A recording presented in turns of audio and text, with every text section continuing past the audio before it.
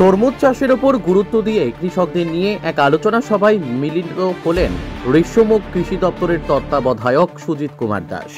কৃষকদের আয় দ্বিগুণ করার লক্ষ্যে ঋষ্যমুখ কৃষি দপ্তরের তত্ত্বাবধায়ক সুজিত কুমার দাস প্রতিনিয়ত কাজ করে যাচ্ছে। ঋষ্যমুখ এলাকার অধিকাংশ লোকজন কৃষিকাজের ওপর নির্ভরশীল। বিগত দিনে দেখা যেত এই এলাকার লোকজনেরা ধান চাষ ও সবজি চাষের ওপর গুরুত্ব দিত। বর্তমান সময়ে সুজিত কুমার দাস ঋষ্যমুখ কৃষি দপ্তরের তত্ত্বাবধায়কের দায়িত্ব হাতে নেবার পর ধান সবজি চাষের পাশাপাশি ফল উৎপাদনের মাধ্যমে কৃষকদের আয় দ্বিগুণ করার লক্ষ্যে কাজ করে যাচ্ছে। ঋষ্যমুখ কৃষি দপ্তরের অধীনে রতনপুর কমিউনিটি হলে এলাকার কৃষকদের নিয়ে তরমুজ চাষের উপর বিশেষ কর্মশালা অনুষ্ঠিত করা হয়।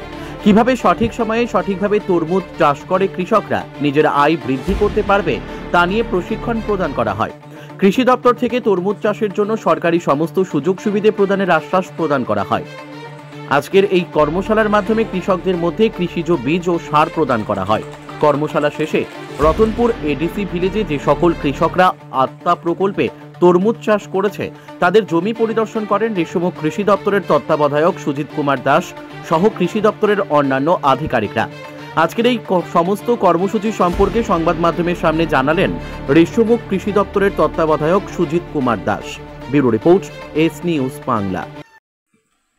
নমস্কার, আমরা এখানে আজকে এসেছি রতনপুর এডিসি ভিলেজে। এখানে আমাদের আত্মা স্কিমের ওয়াটারমেলন বা তরমুজ চাষের উপর আমাদের এটা ফার্ম ফিল্ড স্কুল ছিল, তার আওতাধীন আমরা এখানে আমাদের সঙ্গে আছে বিটিএম বিবেকানন্দ আইস, উনি সমস্ত ব্যাপারটা কোঅর্ডিনেট করছেন।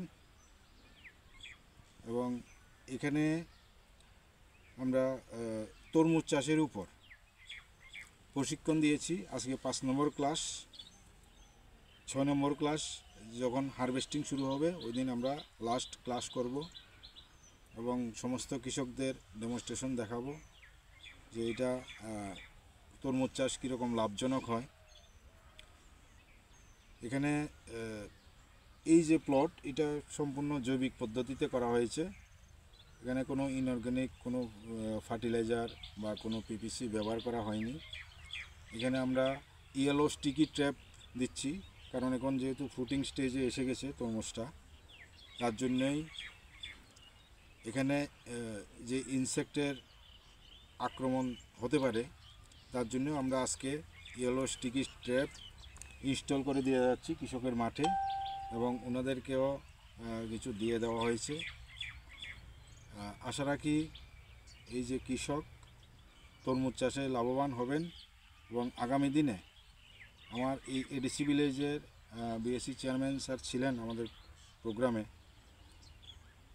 ওনাকেও আমরা ওনার সঙ্গে আলোচনা করেছি যে এই গাঁওসভাতে তরমুজ চাষের ব্যাপক সাড়া পাবে এবং যেটা কৃষকের যে আর্থিক উন্নতি ঘটবে এই আশা রাখছি। নমস্কার সবাইকে।